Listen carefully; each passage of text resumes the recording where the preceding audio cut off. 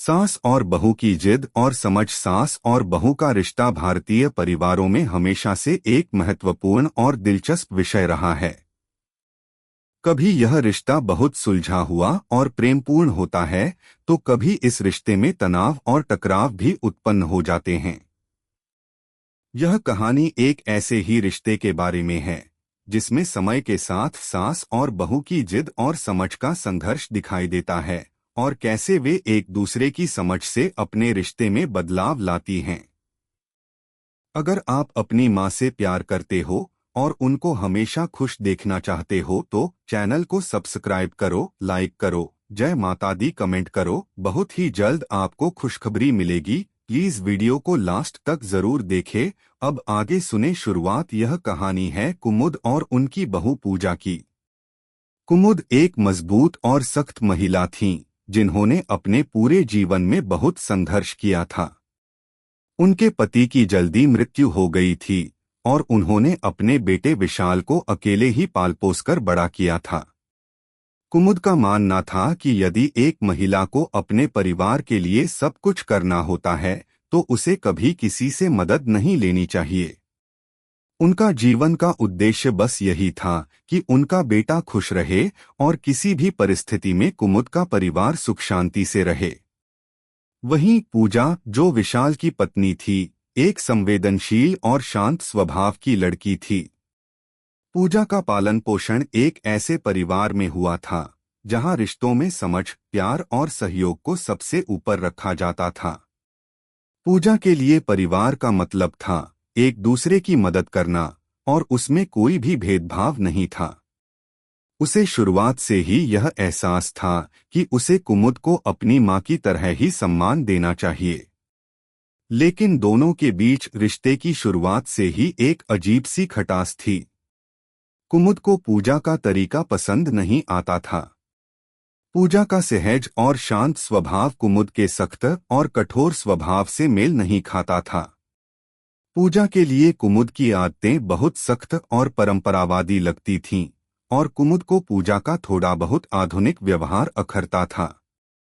एक ओर जहां कुमुद घर के सभी कामों में अपनी जिम्मेदारी निभाना चाहती थीं, वहीं पूजा को कभी कभी आराम की जरूरत महसूस होती थी। यही वह बिंदु था जहां दोनों के बीच छोटी छोटी बातें बड़ी जिद में बदलने लगीं। टकराव और संघर्ष हर दिन कुमुद और पूजा के बीच कोई न कोई छोटी सी बहस हो जाती थी।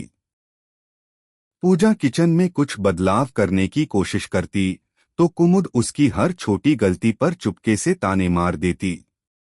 पूजा भी कई बार अपनी समझ से काम करने की कोशिश करती, लेकिन कुमुद की जिद के आगे उसे कोई रास्ता नहीं दिखता। पूजा अक्सर सोचती कि शायद कुमुद ने इतने सालों तक इतनी मेहनत की है और अब वह उसे अपनी तरह से चलाना चाहती हैं। एक दिन पूजा ने घर में सफाई के समय सोचा कि वह कुमुद के तरीके से अलग कुछ बदलाव करेगी। उसने किचन की अलमारी को थोड़ा सा व्यवस्थित किया और कुछ रचनात्मक तरीके से सब चीजों को रखा। कुमुद को जब यह देखा तो वह जल उठी और गुस्से में आकर पूजा को डांटने लगी। तुम क्या समझती हो पूजा? यह घर चलाने का तरीका है। यह ऐसे नहीं होता। जब तक तुम इस घर के नियम नहीं समझोगी, तब तक तुमसे कोई काम सही नहीं होगा। पूजा कुछ देर चुप रही और फिर बोली, माँ, मैं तो सिर्फ आपके कामों को थोड़ा आरामदायक बनाने की कोशिश कर रही थी। मैं जानती हूँ कि आपने हमेशा घर को संभालने में बहुत मेहनत की है, पर क्या अगर थोड़ा सा बदलाव लाया जाए तो क्या बुरा होगा? कुमुद ने गुस्से में आकर कहा, तुम समझती नहीं हो। बदलाव की कोई जरूरत नहीं है। सब कुछ अपनी जगह पर सही है। तुम नई चीजों की खोज क्यों कर रही हो? यह तकरार रोज की बात बन गई। कुमुद को पूजा की नजर में अपनी महत्वता कम होती नजर आई और पूजा को कुमुद का सख्त रवैया बहुत तकलीफ देने वाला था। दोनों के बीच चुप्पी बढ़ने लगी और रिश्ते में जो थोड़ी बहुत मिठास थी वह धीरे धीरे खत्म होती जा रही थी। समय के साथ समझदारी, कुछ समय बाद पूजा गर्भवती हो गई। यह खबर घर में सभी के लिए खुशी का पल था, लेकिन यह खुशी कुमुद और पूजा के बीच और भी दूरी बना रही थी। कुमुद को लगता था कि पूजा शायद अब घर की जिम्मेदारियों से बचने के लिए खुद को गर्भवती दिखा रही है। पूजा को लगता था कि कुमुद अब भी उसकी कोई अहमियत नहीं समझ रही है। फिर एक दिन जब पूजा को पेट में तेज दर्द हुआ तो वह बहुत घबराई। कुमुद को जल्दी से बुलाया गया। कुमुद पूजा को लेकर तुरंत अस्पताल पहुंची। वहां कुमुद ने पूजा का हाथ पकड़कर कहा, डरो मत बेटी, सब ठीक हो जाएगा। कुमुद की आंखों में गहरी चिंता और प्यार था। पूजा ने देखा और दिल में एक हल्का सा एहसास हुआ कि कुमुद की जिद के पीछे सिर्फ उसका प्यार और परिवार के प्रति समर्पण छिपा हुआ था। कुमुद को देखकर पूजा के दिल में एक नई सोच आई। उसने महसूस किया कि कुमुद की सारी कठोरता और सख्ती उसके जीवन के संघर्ष से आई है।